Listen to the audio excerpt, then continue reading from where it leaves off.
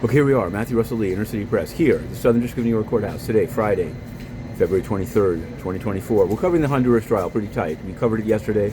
Alex Ardon, longtime narco trafficker and murderer, but he did describe a meeting with El Chapo and Juan Orlando Hernandez, the former president of Honduras. $1 million changing hand in exchange for protection for the transshipment of cocaine across Honduras into Guatemala and then north into the noses of the gringos.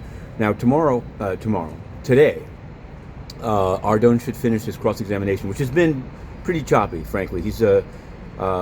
Colon has asked about each of the 50-some murders that Ardon confessed to a role in. Some of them he didn't even remember.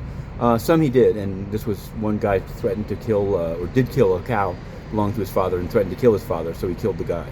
Anyway, I will say this. I've come to think that his really only defense is going to be things that he did for the U.S. And things that he knows that they don't want him to say. And so we'll have to see later in the trial how that works out. Now, there was a trial that came to a conclusion yesterday, and it was the clinic access trial against Bevelyn Williams and Edme Chavanes. There was a press release saying Williams is convicted. Didn't say, but I ran up and confirmed Chavanes not convicted, which is rare. It's rare here. They have a pretty high batting average, so even batting 500 in that trial is not what they had in mind. In any event, on the Trump docket, there were, as we predicted, I think yesterday, 4 motions to dismiss filed in the documents case in Florida before Judge Cannon. They brought it all. They brought immunity. They brought the Records Act. They brought conflict of interest, and they're asking for hearings. Meanwhile, March 25th, it's still looming right down the street. The Alvin Bragg business records case, we're on it.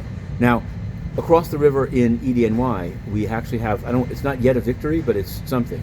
We filed a letter with Judge Comity to unseal Caroni of SafeMoon. He's a crypto defendant. He's actually now out on $3 million bail. Bond, unsecured, but somebody will have to pay if he goes on the lam. But his suretors were sealed by the magistrate judge. We wrote to the district judge, and he's now docketed the request and told them to respond. So we're going to continue to report on that.